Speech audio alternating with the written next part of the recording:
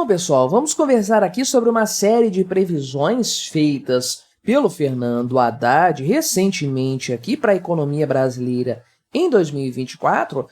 Previsões um pouco otimistas, eu diria, e uma delas situando o crescimento econômico do Brasil acima dos 2%, o que obviamente contraria o mercado, as expectativas de forma geral, inclusive de organismos internacionais como o Banco Mundial, o FMI. Tudo bem, essas previsões já foram erradas no passado, já estiveram erradas no passado, 2022, 2023, governo Bolsonaro, governo Lula, podem estar erradas de novo, é claro, seria ótimo para todos nós, e ele também aqui prevê um déficit zero, dizendo que vai perseguir esse resultado de fato, e aí eu já fico mais cético, porque realmente está difícil reverter o cenário do ano passado, mas tem outros pontos também aqui que o Milei levantou, inclusive, aqui falou sobre taxa de juros, dentre outros assuntos.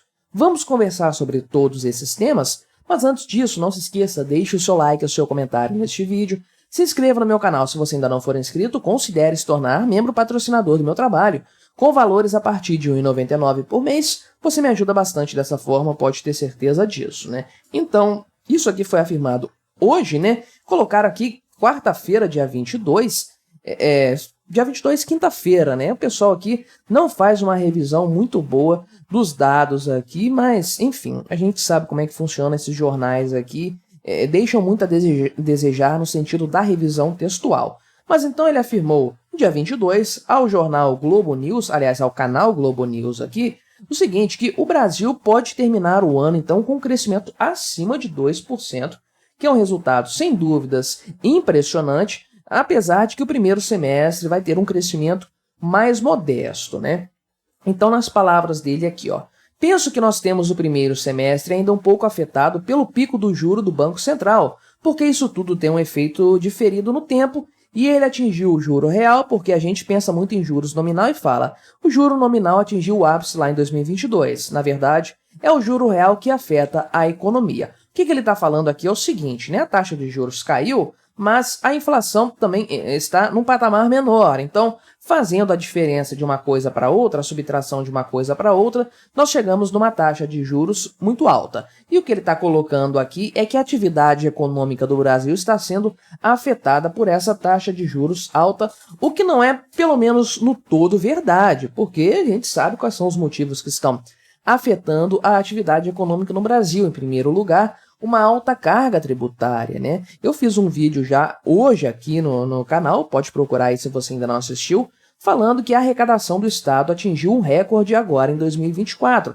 Então o governo está estrangulando a sociedade privada, isso não tem nada a ver com taxa de juros, é a sanha arrecadatória do governo Lula, pura e simplesmente, e é claro que isso vai ter um impacto na economia, sem dúvidas, impacto esse que é desconsiderado totalmente pelo senhor Fernando Haddad, né? Pelo menos nessa entrevista que ele deu aqui para a Globo News. E tem outros aspectos também, a insegurança jurídica, questões internacionais, né? Questão de preços aí, de diversos itens no exterior, a questão da China, também a situação do El Niño prejudicando o agronegócio brasileiro. Enfim, não dá para colocar a culpa aqui no Banco Central do resultado econômico que o Brasil venha a ter no primeiro semestre desse ano aqui. Claro que trata-se apenas de pressionar, de fato, o Banco Central para a redução na taxa de juros e tudo mais, né? Isso aqui, inclusive, vem alinhado aqui com uma declaração que ele deu agora sim, na quarta-feira, né? Ontem, dia 21, estou gravando isso aqui no dia 22, portanto, né?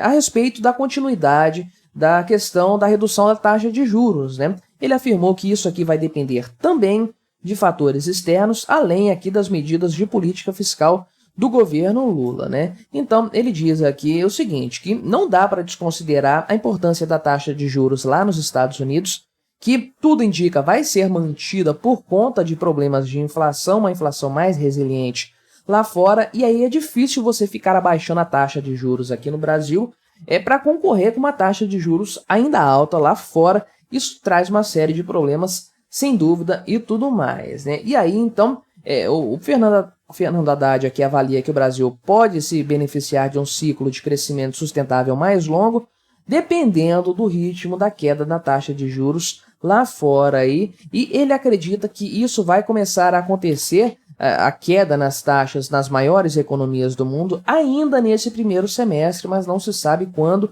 E aí existe uma latência entre a queda de juros lá fora e aqui no Brasil. Portanto, é bem provável que a coisa ande mais devagar aqui no Brasil, de acordo com a percepção do Fernando Haddad. Mas ele falou também aqui, para além da questão da taxa de juros e do crescimento econômico, né? Falou, é claro, do tema, do tópico do déficit zero, que é o grande ponto de atrito, inclusive, dele com outros setores do governo Lula, com outras partes da base aliada do Molusco, né? Então, ele afirmou o seguinte aqui, que ele defendeu essa meta fiscal zerada para o ano de 2024 e disse que o governo vai buscar esse resultado aí, porém, claro que ele passou a culpa da derrota, que ele certamente já reconhece, né, para outros agentes aqui, no caso, o Poder Legislativo e o Judiciário, falando que está dependendo deles para chegar nesse resultado aí, né. Nas palavras do Haddad, enquanto eu for ministro da Fazenda, eu vou perseverar nessa direção,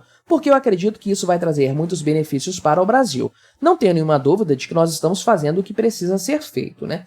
Percebe-se aqui, é claro, que ele está, para além de terceirizando aqui a culpa do fracasso, né, dizendo, estamos fazendo o que a gente precisa fazer. Se não alcançar o resultado, a culpa não é nossa, está faltando outros agentes aí atuarem em conjunto. Me chama bastante a atenção a presença do Poder Judiciário aqui, sem dúvidas, né? O Legislativo, ok, tem uma tonelada de medidas do governo Lula para aumento da arrecadação que estão lá no Congresso Nacional sendo discutidos, sendo debatidos, eventualmente sendo rejeitados, porque a tendência é essa. Desoneração da folha é um grande ponto desses, aliás, vou falar disso já aqui neste vídeo, né? Mas, de fato, tem muita coisa lá no Congresso Nacional sendo discutido que pode impactar positivamente ou negativamente no resultado fiscal deste ano e dos próximos também. Então eu entendo essa menção ao Legislativo. Mas o Judiciário aqui me deixou com uma pulga atrás da orelha. Do que o Fernando Haddad está falando aqui? Certamente se trata do STF. No que o STF pode ajudar o governo Lula nesse sentido? Será que o senhor Flávio Dino foi implantado lá com esse objetivo, com essa proposta realmente? Não sei, né? Mas, de acordo aqui com o Haddad, né, os trabalhos da equipe econômica dele vão continuar para ter a certeza que o resultado do déficit zero vai vir independente de quando for, né?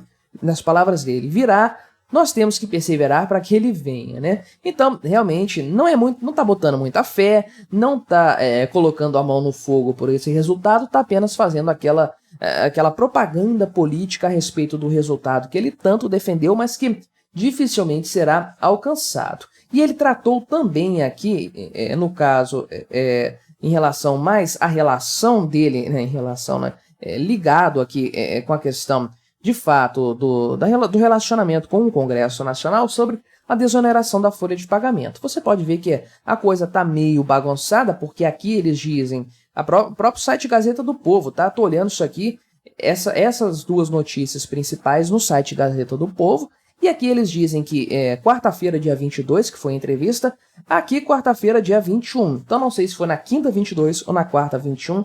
Fica aí o grande mistério da humanidade. Obrigado, grande mídia, por nunca me fornecer dados precisos, né? Mas ele falou também a respeito da desoneração da folha de pagamento, que é uma derrota para o governo Lula, sem dúvidas, uma derrota grande para o Fernando Haddad. Isso aí, certamente, deve ter algo negociado com o Congresso para amortecer um pouco esse impacto. A manutenção da desoneração da folha era uma bandeira muito bem defendida pelo Congresso Nacional, até por parte do lobby dos setores envolvidos aqui, então o Congresso não abriria mão disso, o que não significa que não haja algum tipo de compensação para o governo nesse sentido. Mas o que o Fernando Haddad confirmou é que aquela MP completamente deslocada da realidade que foi proposta pelo governo Lula vai ser retirada aqui de fato, né? Então a coisa não vai acontecer aí na forma como havia sido previsto, uma reoneração gradual aí.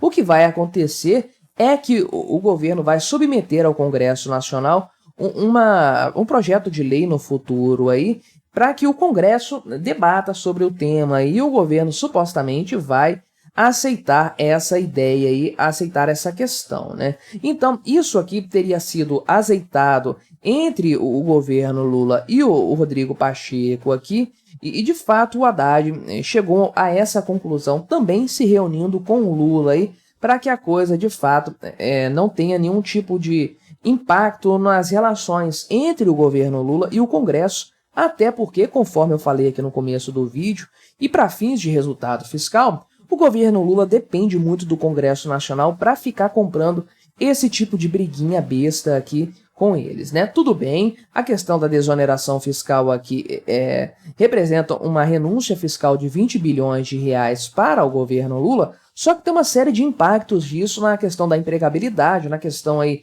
da própria redução da carga tributária de maneira geral para o Brasil. Desoneração fiscal não deve acabar, ela deve ser ampliada para mais setores. Tem 17 no momento, tem que subir, aumentar isso ainda mais, porque menos impostos nas mãos do governo, menos taxação sobre a empregabilidade, um resultado econômico melhor, né? Então, vamos ver aí no decorrer de 2024 como que as coisas vão andar, se o Fernando Haddad aqui vai alcançar os números que ele está propondo aqui, que ele está defendendo. Eu gostaria muito que ele chegasse nisso aí, num déficit zero, num crescimento econômico positivo, como 2% aí, beleza, superando as expectativas. A verdade é que é muito difícil isso acontecer. Não torço contra, não quero que o Brasil vá para o buraco, mas a verdade é que é difícil colher esse cenário econômico plantando o que o governo Lula e o próprio Fernando Haddad estão plantando até o momento. Mas o que você achou dessa história? Colabore com o nosso debate, deixe aí o seu comentário. Se inscreva no meu canal se você ainda não for inscrito e até a próxima.